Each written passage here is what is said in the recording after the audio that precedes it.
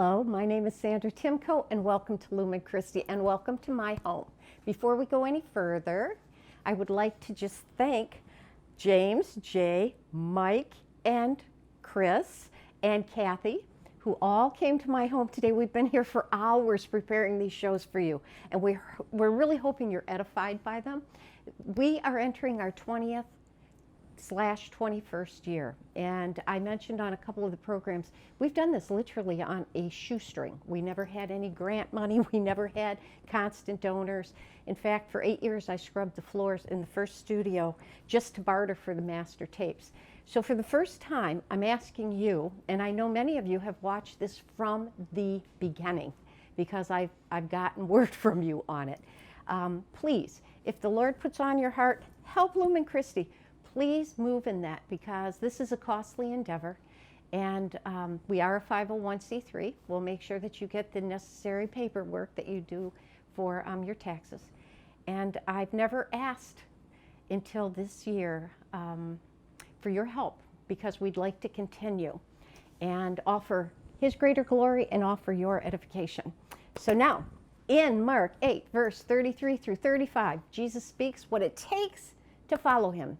He summoned the crowd with His disciples and said to them, "Whoever wishes to come after me must deny himself, take up his cross and follow me.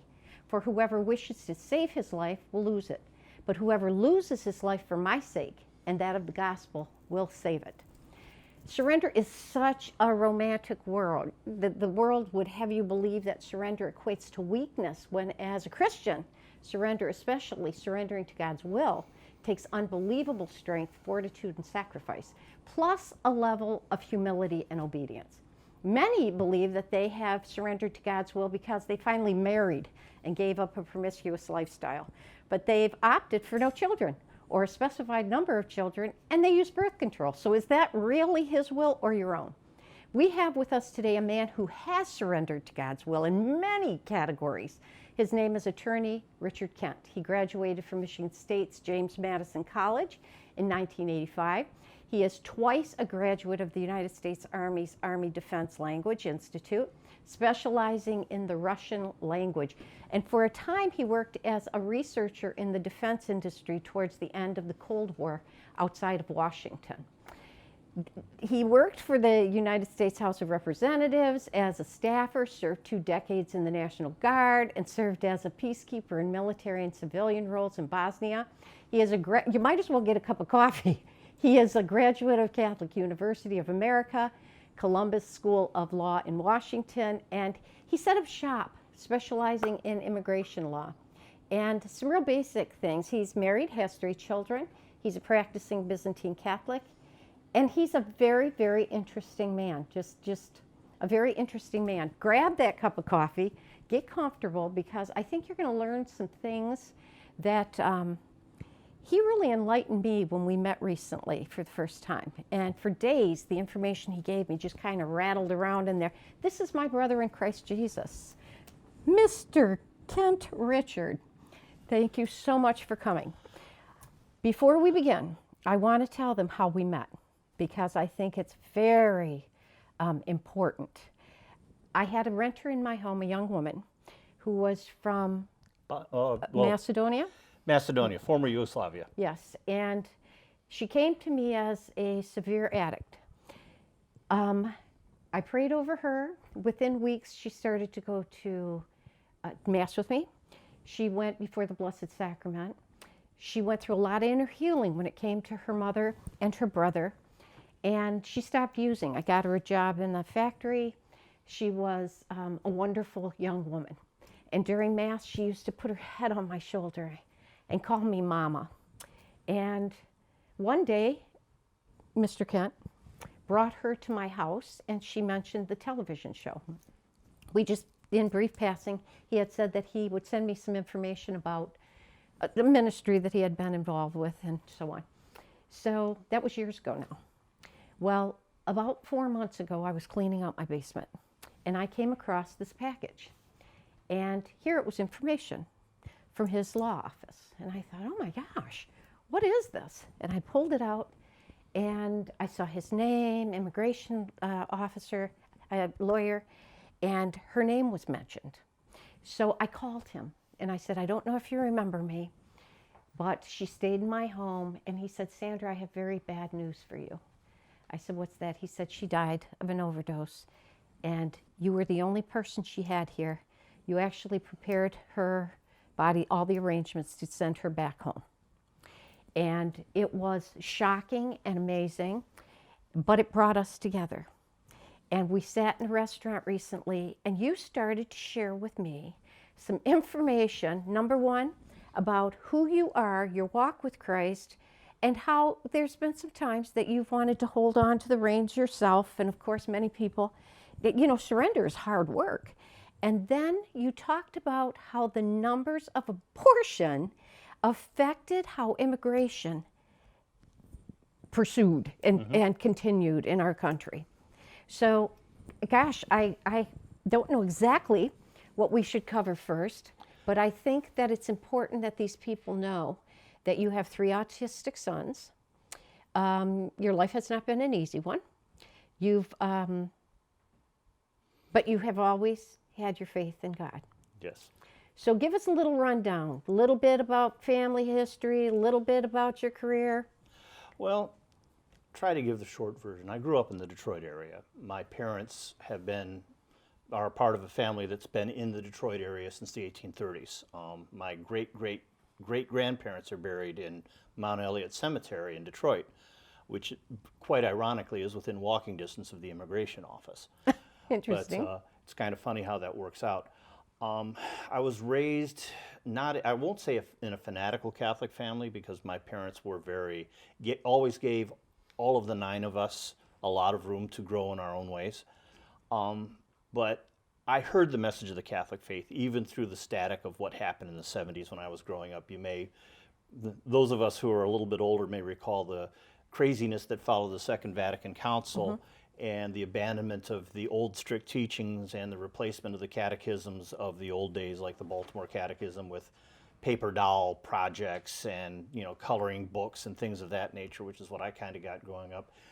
And by the time I was a late teenager, I pretty well had Catholicism figured out to be largely nonsense, at least as it had been formally presented to me. Okay, my parents followed all the strictures. We had we had fish on Friday, even in the day, and we went to church every Sunday. By God, although some of my older brothers and sisters were known to go to St. Dunkin' Donuts instead.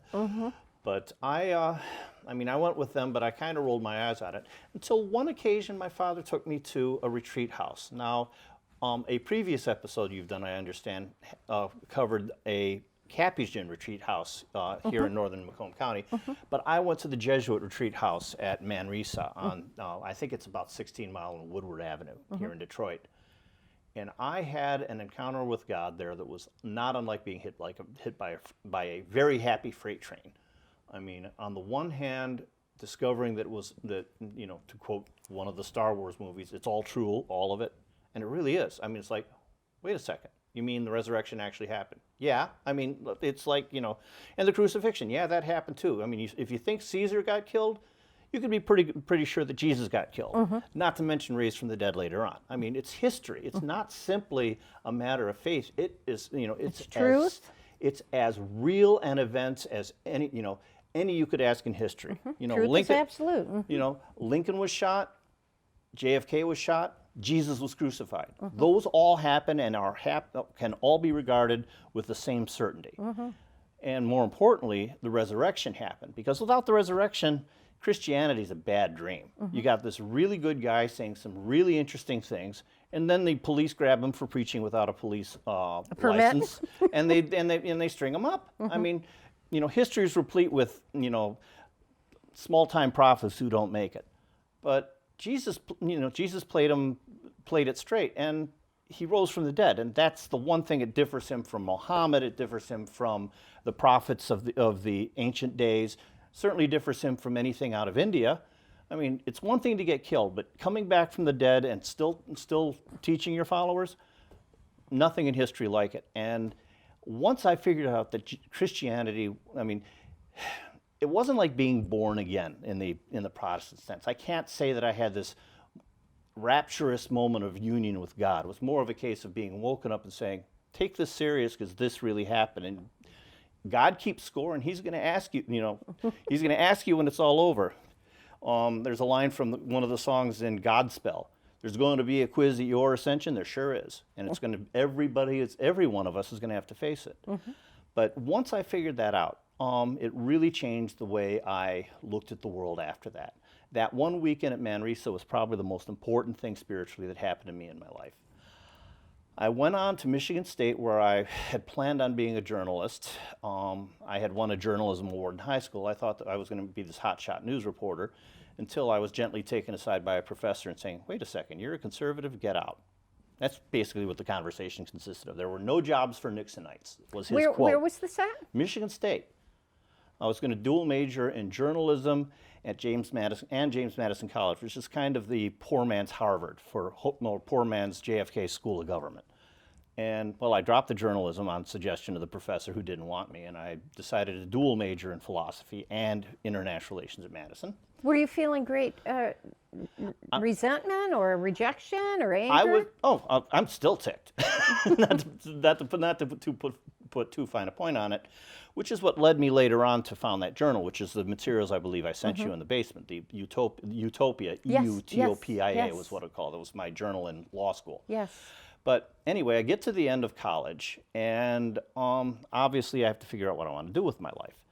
And at the time, it was the early 80s to mid 80s. War with the Soviets was not impossible. In fact, from my readings, I put my head to the ground and heard the hoofbeats. I was basically ready to and expecting us to have World War III with the Soviets. The collapse of the Soviet Union without bloodshed, or almost without bloodshed. There were a few people killed, not to mention the ones that were killed in the Cold War leading up to the Soviet collapse. But the collapse of the Soviet Union was as enormous an international miracle. I think it's the greatest political miracle that's happened to the world since Joan of Arc. It should not have happened. We should all be radioactive dust now. And people might say to Ronald Reagan, look at Ronald Reagan and say, well, he saved us from the Russians, or look to Maggie Thatcher or Pope John Paul II of blessed memory. But the reality of it is that God put his thumb on the scale of history and said, you guys aren't doing it a third time, not on my watch. And we managed to avoid killing each other in hundreds of millions.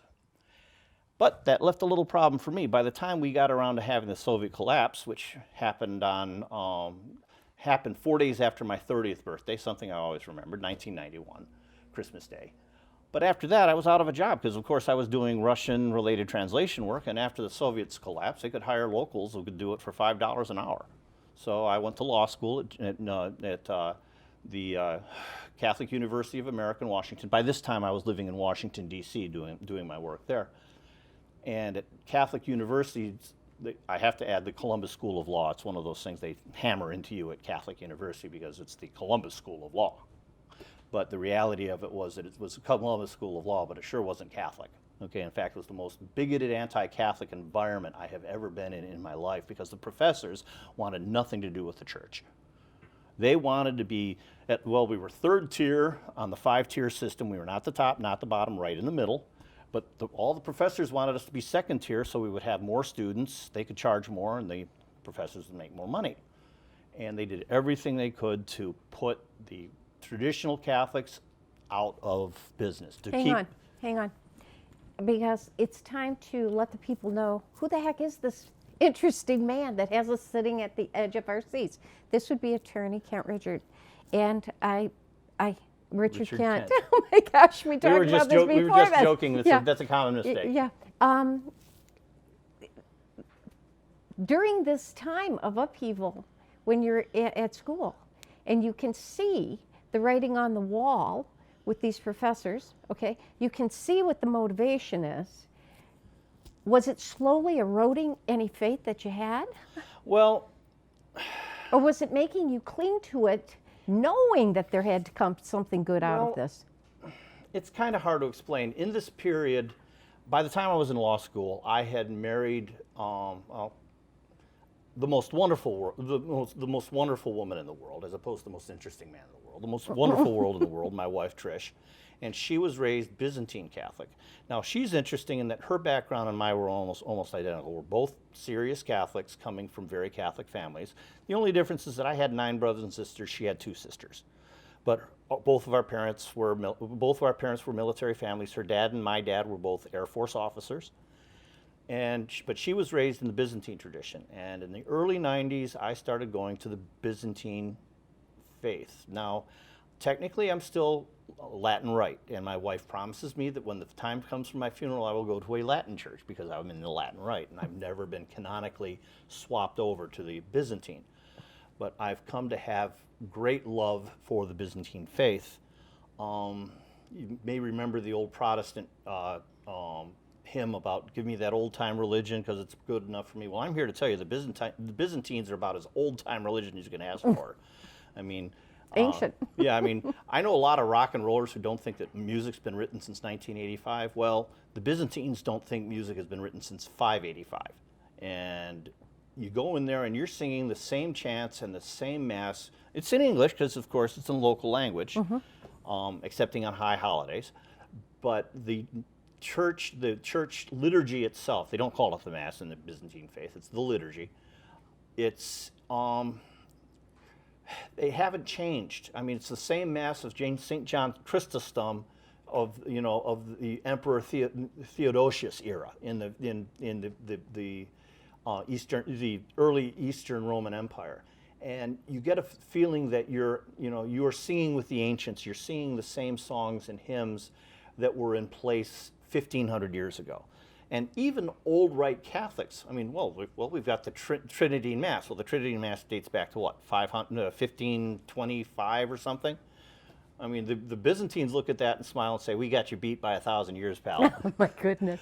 But anyway, I'd learned to engage God through the Byzantine Mass without getting involved in that whole American Catholic versus traditional Catholic, the Novus Ordo versus the Trinity. I mean, I stepped out of all that infighting and just went to the Byzantine side of it, and I'm perfectly happy to sit on the side. I believe that the faith and God is available to anybody in any of the rites, and that you aren't degraded by using the American idiom, and you're not stuffy because you're using the Trinity idiom. But I kind of like it where I'm at. But getting back to Catholic University, there was really no place in any of the institutions, any of the student organizations or anything there for traditional Catholics. They had one thing, they had the newspaper, okay? And they shut the newspaper down and they purged everybody, including me. They were shut down the university newspaper. Now remember, this is the second time I encountered this. The first time was at Michigan State, where, we don't want you to say anything. Okay, well, now we're discovering that in YouTube and Facebook and everything. So this is a problem that's had its roots going way back. So that's why I founded Utopia, the journal that you got, and it managed to, its last issue was the summer before 9/11. They continued publishing for 3 years after I graduated, and then it died the death. But it got the message across that there was a place for people of faith, even in the highfalutin areas of the Catholic professional life in the legal world. Now, about that time, coming up to 9/11, I got picked up by the Army. I mentioned I was in the National Guard. They decided to send me to Bosnia as a peacekeeper. And while I was in Bosnia, it's a little hard for me to talk about even now because my encounter with this still leaves me with a combination of weeping and rage. I had my nose rubbed in genocide. I saw it with my own eyes. I was took to a place at one point, actually several times, but the first one was the one that stuck with me the most. Was this specially built building in a city called Tuzla, which is in the north. That's where the U.S. headquarters was. That's where I lived and worked.